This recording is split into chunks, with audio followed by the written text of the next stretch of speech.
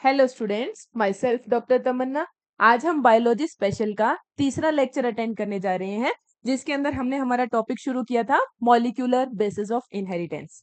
और जब कल का लेक्चर था तो उसके लास्ट में मैंने तुम्हें कल कुछ क्वेश्चंस दिए थे सॉल्व करने के लिए बेस्ड ऑन चारगाफ में।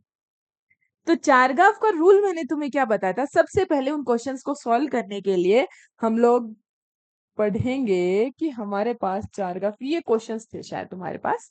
तो इसको पढ़ने से पहले तुम्हें ये पता होना चाहिए कि चारगाफ के रूल क्या थे। तो वो हमने लास्ट लेक्चर के अंदर देखा था कि चारगाफ के रूल क्या था। सबसे पहला था बेस पेयरिंग या बेस कॉम्प्लीमेंटेरिटी रूल, जहां पर ए किसके साथ कंबाइन करता है? टी के साथ कितने बॉन्ड? 2 hydrogen bond. जी किसके साथ बाइंड करता है? सी के साथ कितने बॉन्ड? 3 hydrogen bond.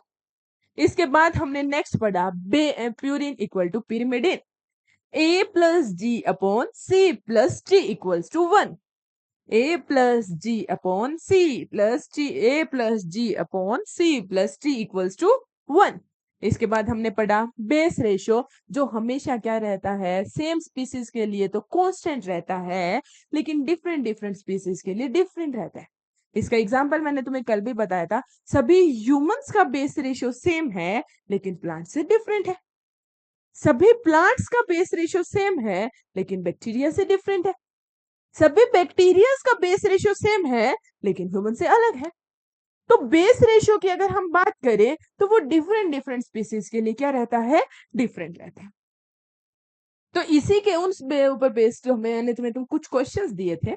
इनमें पहला क्वेश्चन हमारे पास था, हमने कैसा डीएनए लिया? डबल स्ट्रैंडेड डीएनए, जहां पर टी इक्वल टू 30% है, तो ए बराबर क्या होगा? सबसे पहले तो डीएनए कैसा है? Double stranded. तो ये क्या करेगा? चारगाफ रूल को फॉलो करेगा। करेगा, ये क्या करता है? Follow चारगाफ rule. ये चारगाफ के रूल को फॉलो करेगा। चारगाफ का कौन सा रूल? Base pairing rule. और यह बेस पेयरिंग रूल हमें क्या बताता था कि ए किसके इक्वल होता है? टी के, और जी किसके इक्वल होता है? सी के। अब ए हमारे, अगर तुम्हारे पास टी कितना परसेंट है? 30% है, तो ए भी कितना परसेंट होगा? 30%। सिंपल। तो यहाँ पर एडिनिन हमारा कितना परसेंट होगा? 30%।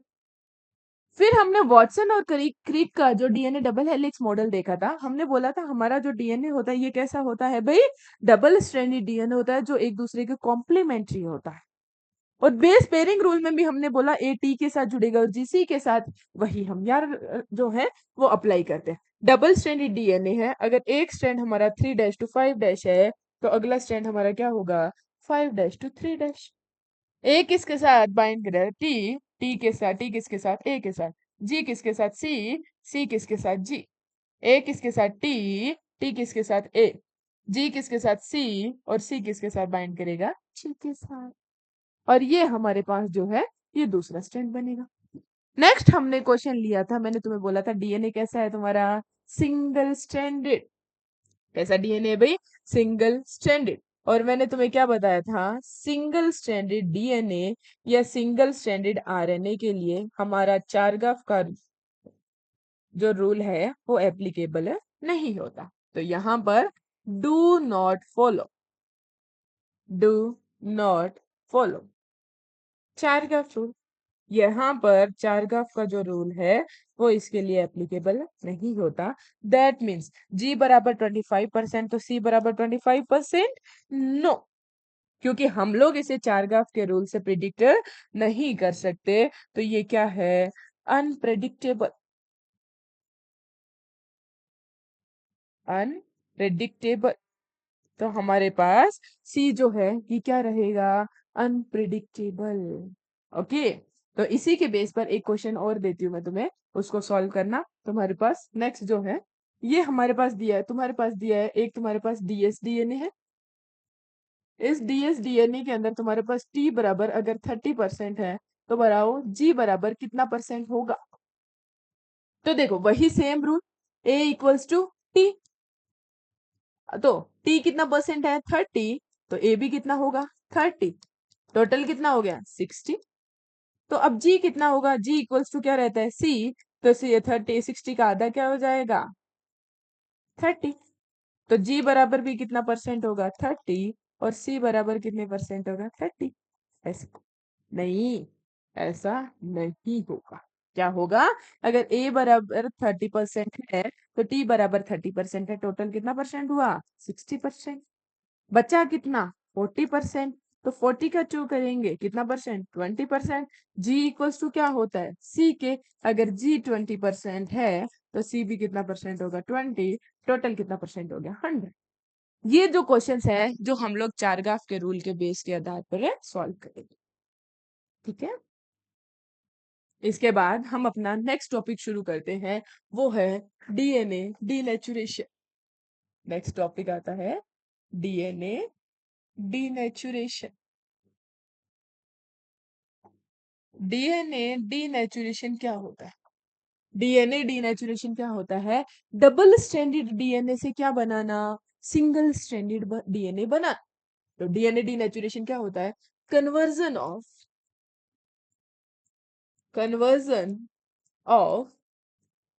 डबल स्ट्रैंडेड डीएनए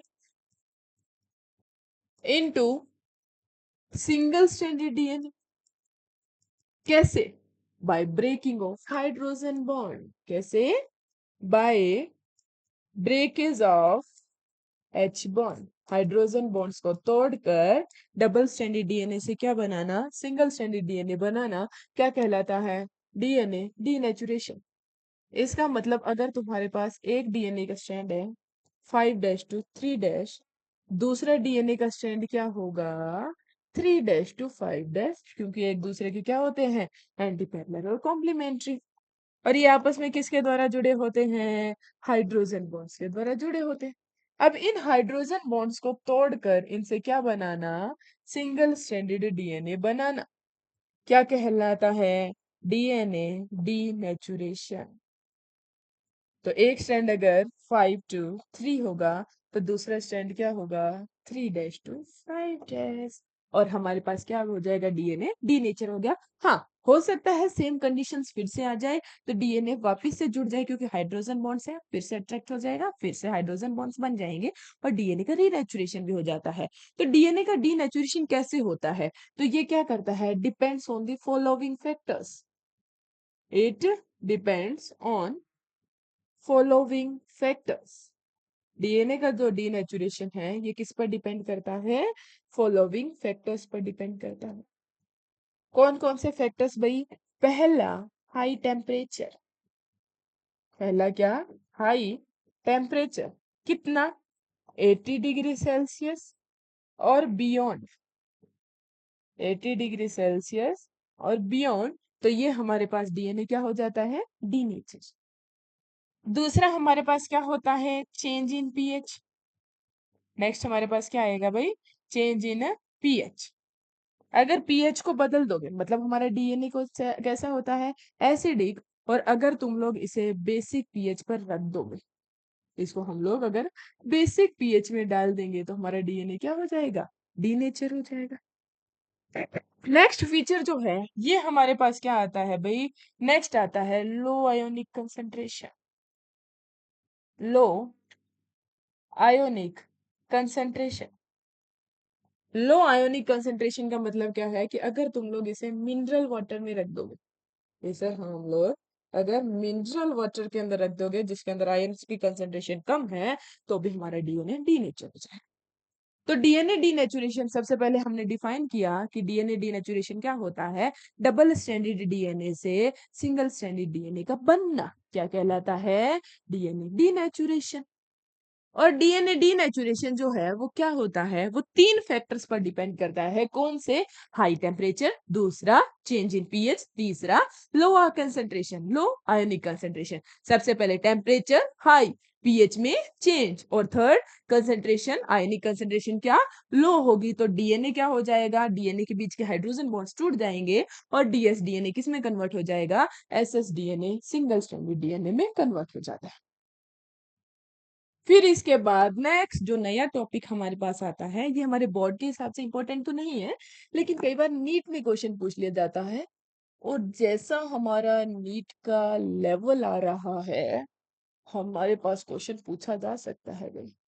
तो हमारे पास नेक्स्ट जो टॉपिक आता है ये आएगा मेल्टिंग टेम्परेचर। और जो ये मेल्टिंग टेम्परेचर है इसको हम किससे रिप्रेजेंट करते हैं? टीएम से। तो मेल्टिंग टेम्परेचर क्या होता है? दैट टेम्परेचर जहां पर हमारा 50% ऑफ डीएनए डीनेचर हो जाता है उसको हम क्या बोलते हैं? Melting temperature. मेल्टिंग टेम्परेचर क्या होता है? That temperature at which that temperature at which 50% of DNA is denatured. That temperature at which 50% of DNA is denatured क्या कहलाता है? DNA denaturation। क्या कहलाता है? Melting temperature. मेल्टिंग टेम्परेचर क्या होता है? That temperature at which 50% of DNA is denatured क्या कहलाता है? Melting temperature. तो यह जो हमारा मेल्टिंग टेम्परेचर है ये किसके डायरेक्टली प्रोपोर्शनल होता है? जीसी की अमाउंट के। इसका मतलब क्या हुआ कि हमारे पास जितनी ज्यादा हाइड्रोजन बॉन्ड्स होंगी उतना ही ज्यादा उसका क्या होगा? Melting temperature. तो इसको हम लोग एक एग्जांपल से समझते हैं। हमने दो सैंपल लिए, एक लिया हमने सैंपल 1 और दूसरा हमने लिया sample 2। Sample 1 and sample 2। Sample 1 के अंदर हमने केस लिया 5 टू 3 ये लिया हमने A T G C, A T G सी। और इसके अंदर नेक्स्ट आएगा 3 टू 5 जो क्या आएगा? T A C G, T A C G. Sample के अंदर दूसरा सैंपल हमारे पास आता है A T G ji, A T G सी। तो हम ये आएगा T A C C, T A C जी। देख लो बराबर है। अब अगर हाइड्रोजन बॉन्ड्स अगर हम काउंट करें तो ए और टी के बीच में कितने बॉन्ड? 2 बॉन्ड। ए और टी के बीच में कितने बॉन्ड? 2। जीसी में 3, जीसी में 3, एटी में 2, टीए में 2, जीसी 3 और जीसी में कितने? 3। ये टोटल हाइड्रोजन बॉन्ड कितने हो गए? 3, 6, 7, 8, 9, 10, 11, 12, 13, 14, 15, 16, 17, 18, 19 एंड 20। इसके अंदर टोटल कितने हाइड्रोजन बॉन्ड्स हो गए भाई? 20 एच बॉन्ड। अब इसके अंदर अगर हम काउंट करें तो यहाँ पर 2, 2, 2, 4, 4 + 3 7, 7 and 3 10, 10 and 2 12, 12 and 2 14, 14 and 3 17, 17 and 3 20। तो यहाँ पर हमारे पास हाइड्रोजन बॉन्ड्स टोटल कितने हो गए? इधर था हमारे पास A T G C, A T G सी, इधर है A T G ji, A T G सी। तो यहाँ पर टोटल हाइड्रोजन बॉन्ड तुम्हारे पास कितने आ गए भाई? 2 to 4 5 6 7 8 9 10 11 12 13 14 15 16 17 18 19 एंड 20। इसमें टोटल कितने हाइड्रोजन बॉन्ड्स है? 20 एच बॉन्ड्स। इसमें कितने हैं? 3 and 3 9, 3 and 3 6, 7 8 9 10 11 12 13 14 15 16 17 18 19 20। तो इनके अंदर टोटल हमारे पास हाइड्रोजन बॉन्ड्स है वो कितने कितने आ रहे हैं भाई? इक्वल हाइड्रोजन बॉन्ड्स है दोनों में। तो इक्वल अगर दोनों के अंदर हाइड्रोजन बॉन्ड्स है तो हमारे पास दोनों का टीएम क्या होगा? इक्वल। दोनों का टीएम क्या होगा? इक्वल। और अगर मैं इसको चेंज कर दूं, चेंज इसके अंदर हम दूसरा एग्जांपल लेते हैं। सेकंड एग्जांपल जो हम लेते हैं, दो सैंपल लिए हमने, सैंपल 1 और दूसरा हमने लिया सैंपल 2। पहला हमने लिया A T G C, T A C जी। और दूसरा हमने लिया ए जी जी सी, टी सी सी जी। तो यहाँ पर टोटल हाइड्रोजन बॉन्ड्स कितने आएंगे? 2। एंड 2 4 5 6 7 8 9 10। इसमें कितने बॉन्ड? 10 H बॉन्ड्स है। जबकि इसके अंदर कितने आएंगे? 2 2 एंड 3 5 5 एंड 3 8 8 एंड 3 11। तो इसमें कितने H बॉन्ड्स आएंगे? 11 H बॉन्ड्स आएंगे। तो हमारे पास टीएम जो है वो किसका ज्यादा होगा? टीएम जो है वो सेकंड सैंपल का ज्यादा होगा as compared to first sample. दूसरा, इसके अंदर पहला एच बॉन्ड देखा, दूसरा एग्जाम, दूसरा भी हम देख सकते हैं। हमने बोला था जीसी के अमाउंट ज्यादा होने चाहिए। इसमें जीसी कितने हैं? 2। इसमें जीसी कितनी है? 3। तो हमने बोला था टीएम किसके डायरेक्टली प्रोपोर्शनल होता है? जीसी के अमाउंट के डायरेक्टली प्रोपोर्शनल होता है। तो अगर हमारा टीएम जीसी के अमाउंट के डायरेक्टली प्रोपोर्शनल है तो उस सैंपल की जो भी है, उस सैंपल का जो टीएम है वो क्या होगा? 7। तो ये हमारे पास कुछ मेल्टिंग टेम्परेचर है। ठीक है, कोई डाउट? तो इसके बाद नेक्स्ट जो टॉपिक आता है वो हमारा सबसे इम्पोर्टेंट और इस लेसन के अंदर जो है वो बहुत ज्यादा रोल प्ले करता है, हमारे बोर्ड में भी क्वेश्चन आता है। वो हमारे पास है सेंट्रल डोग्मा। वो हमारे पास क्या है? Central dogma. सेंट्रल डोग्मा का जो कॉन्सेप्ट है वो किसने दिया? क्रिक ने। किसने दिया? क्रिक ने। सेंट्रल डोग्मा का कॉन्सेप्ट हमें क्या बताता है कि हमारे पास सेंट्रल डोग्मा क्या था? चलो अपन इसको देखते हैं। सेंट्रल डोग्मा का कॉन्सेप्ट हमें बताता है डीएनए से क्या बनता है? डीएनए बनता है, या फिर आरएनए बनता है, और आरएनए से क्या बनती है? प्रोटीन बनती है। डीएनए से डीएनए बनता है, या फिर डीएनए से आरएनए बनता है, या फिर आरएनए से क्या बनती है? प्रोटीन बनती है। तो डीएनए से डीएनए के बनने को तो क्या बोलते हैं हम लोग? रेप्लिकेशन। डीएनए से डीएनए के बनने को क्या बोला जाता है? DNA replication.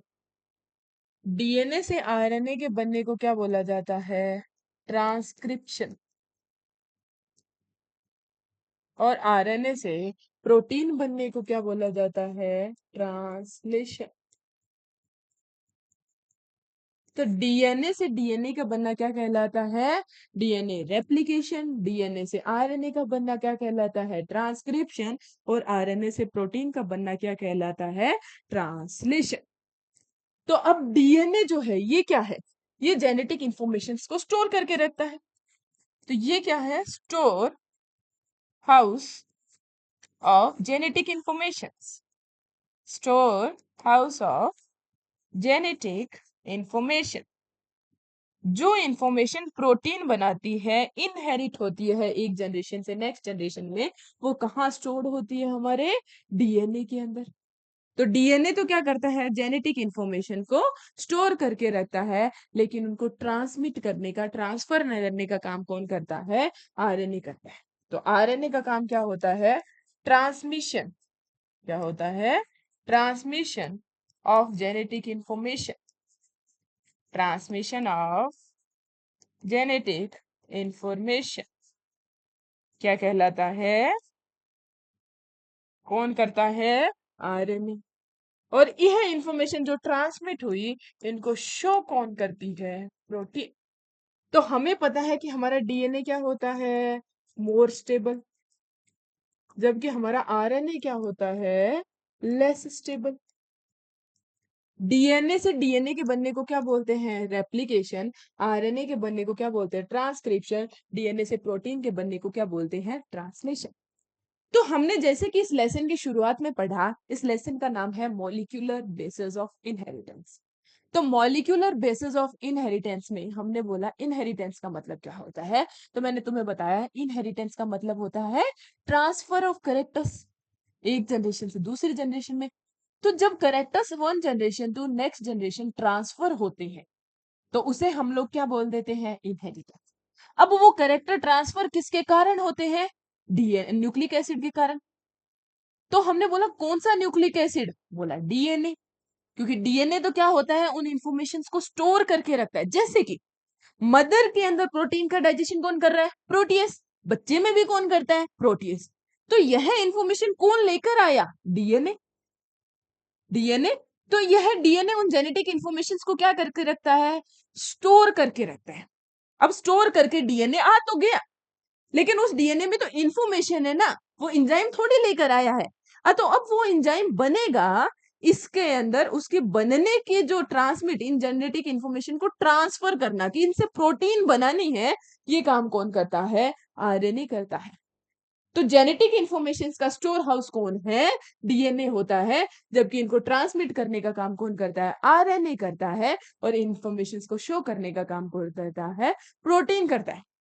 That means central dogma का कॉन्सेप्ट हमें क्या बताता है कि genetic information genetic information stored genetic information stored in DNA is converted into protein।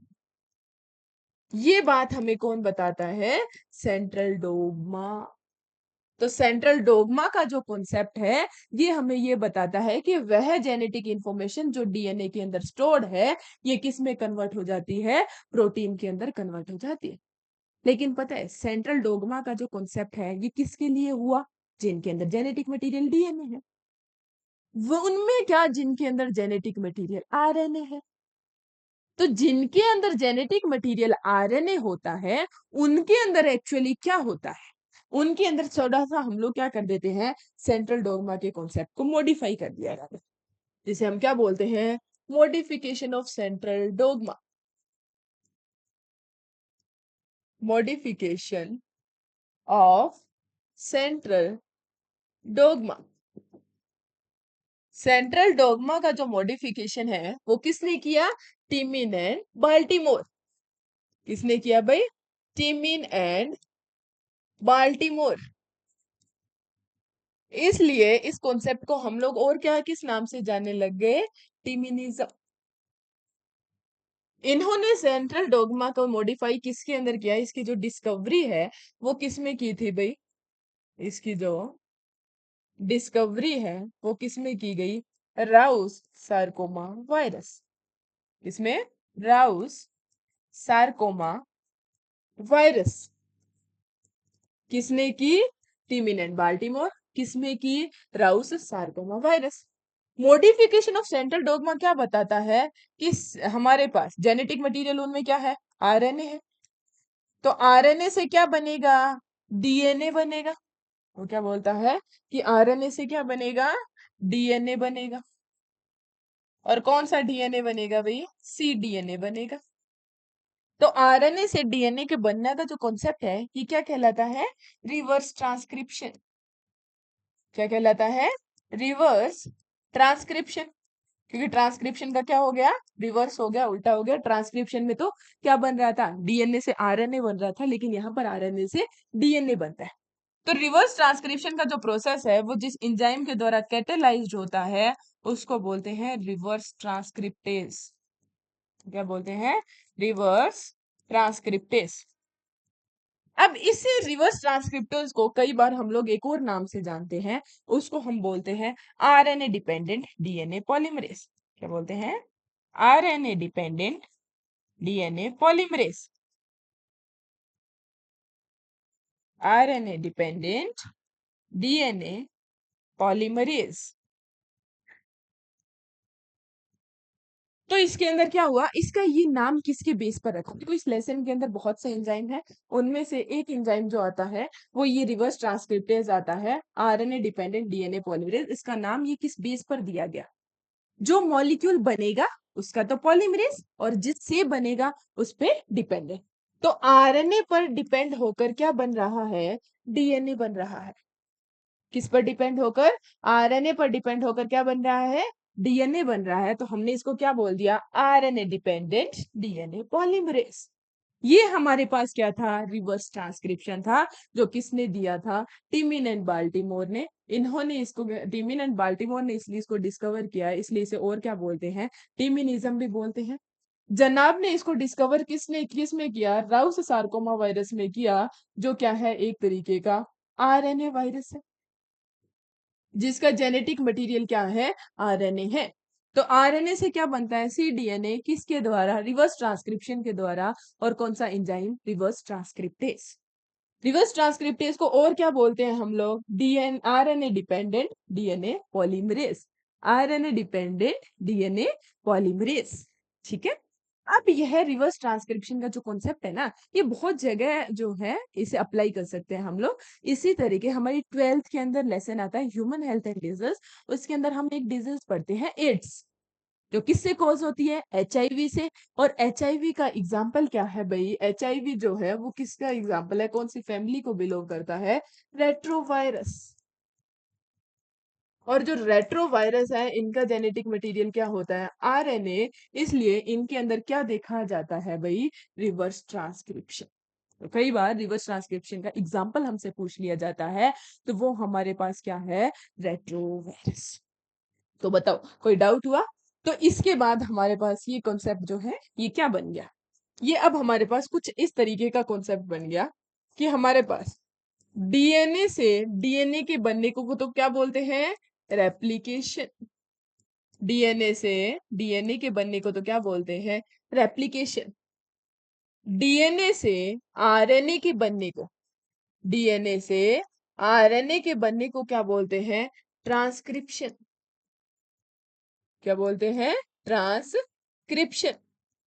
और आरएनए से क्या बनता है? प्रोटीन बनता है। और इसे हम लोग क्या बोलते हैं? ट्रांसलेशन। इसे क्या बोलते हैं? ट्रांसलेशन। आरएनए से वापिस अगर डीएनए बने तो इसे हमने क्या बोला? Reverse transcription.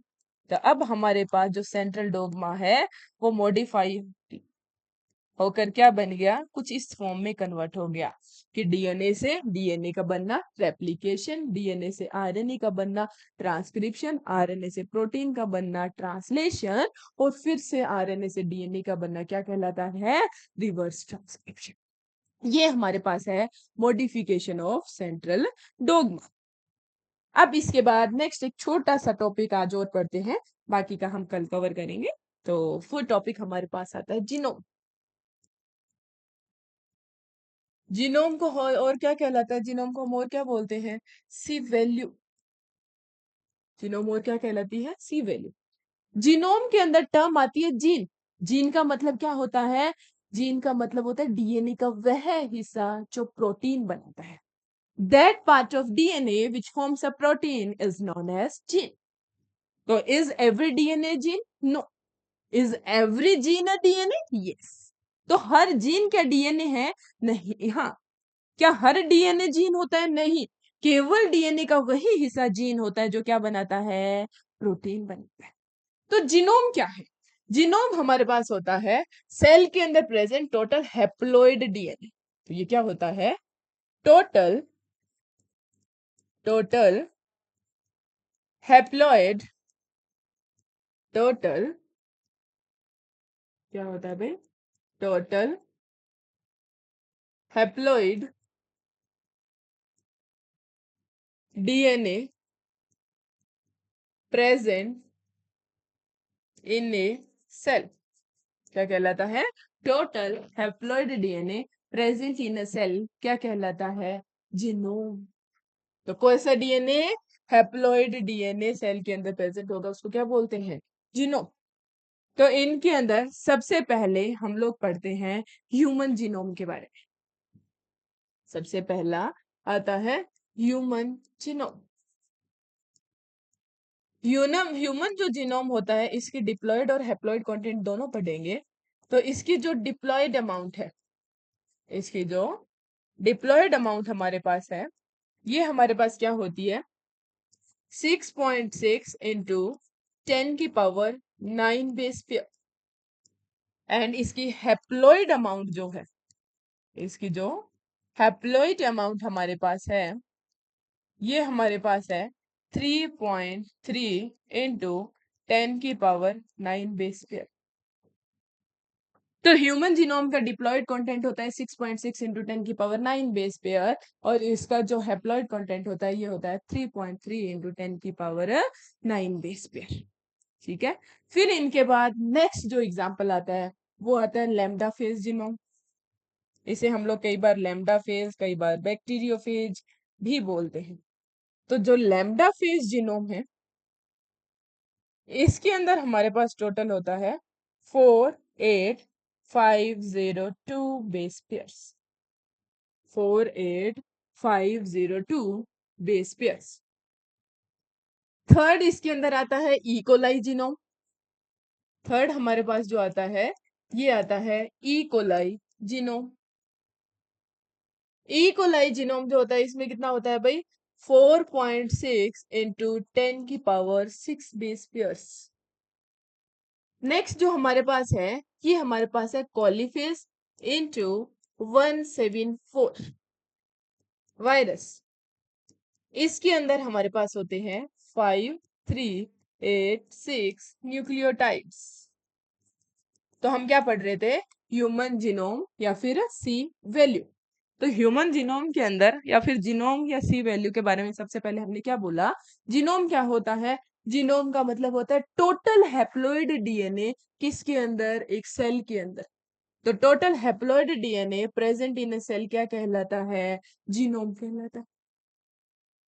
ह्यूमन जीनोम जो है जिसका डिप्लॉयड अमाउंट है 2m। तो डिप्लॉयड के अंदर ये कितना होता है 6.6 इंटू 10 की पावर 9 बेस पेयर। हैप्लॉइड में कितना होता है 3.3 इंटू 10 की पावर 9 बेस पेयर। फिर आता है लैम्डा फेज जीनोम जो होता है 48502 बेस पेयर्स। फिर हमारे पास नेक्स्ट आता है इकोलाई जिसमें होते हैं 4.6 इंटू 10 की पावर 6 बेस पेयर्स। सबके अंदर हमने हैप्लॉइड कंटेंट लिखा। नेक्स्ट आता है कॉलीफेज इंटू 174 वायरस। कॉलीफेज इंटू 174 वायरस में होता है 5386 न्यूक्लियोटाइड्स। कोई डाउट। तो आज का तुम्हारा क्वेश्चन है कि सबके नाम के पीछे देखो क्या लगा बेस पेयर लगा। ह्यूमन के अंदर डिप्लॉयड में बेस पेयर लिखा हमने। हैप्लॉइड में भी बेस पेयर लिखा। हमने बैक्टीरियो लैम्डा फेज में भी बेस पेयर लिखा। इसके बाद हमने ई कोलाई में भी बेस पेयर लिखा। तो हमारे पास कोली फेज में न्यूक्लियोटाइड क्यों। तो इसका क्वेश्चन तो इस क्वेश्चन का आंसर तुम्हें कल ढूंढ कर लेकर आना है और कल की क्लास में हम लोग इसे डिस्कस करेंगे। Okay thank you.